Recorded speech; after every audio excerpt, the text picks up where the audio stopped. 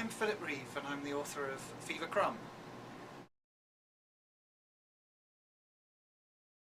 Well, I'm quite a visual writer. I think I've always drawn a lot, and I worked as an illustrator for many years, and I also used to make sort of low budget movies for my own amusement, so that's influenced it a lot as well. But when I'm writing a story, I do see it in my head, and I see everything in great detail, and I just try and describe what I'm seeing. So,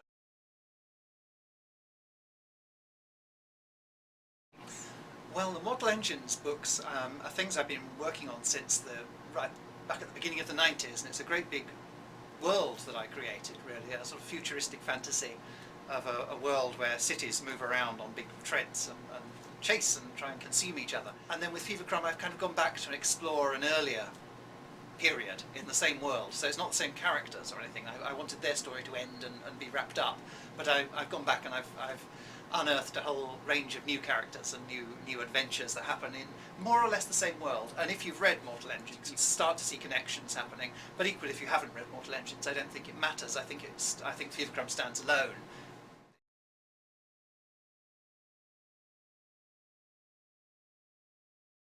Well, I think it gives you a great freedom writing for young people, because their imaginations are much more open than the imaginations of adults, and you can say, oh yeah, this is a world where cities move around on wheels, and they'll go, yep, fine, I can get behind that, whereas grown-ups will go, what? This is nonsense, I'm not reading that.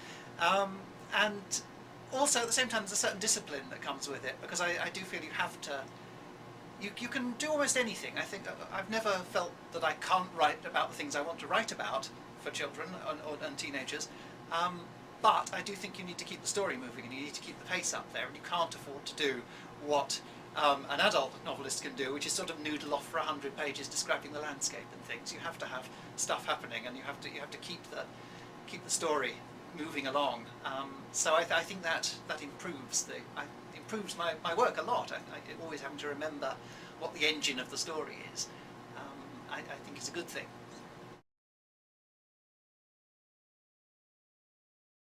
I guess the authors who inspired me are the authors I read a lot when I was kind of 11, 12, young teenager.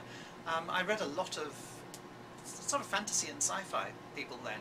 Tolkien, of course, but people like Ray Bradbury and Arthur C. Clarke and the old sort of 50s golden age science fiction writers, Robert Heinlein, people like that. And then when I got to college, I stopped reading all that. I started reading proper grown-up books instead. But when I started writing my own books, it was that stuff that I wanted to kind of recreate, that sort of the feeling that I'd got from reading those things, that sense of wonder that I got from them when I was young. So I think they're probably a big inspiration.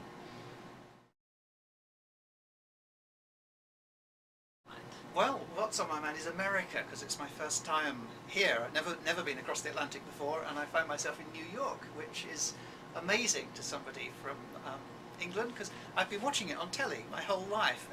All the films and all the television programs I watch are all set in America, and suddenly here I am, and there's the Statue of Liberty and the Empire State Building, and it's all actually real. So it's hard to think about anything else at the moment.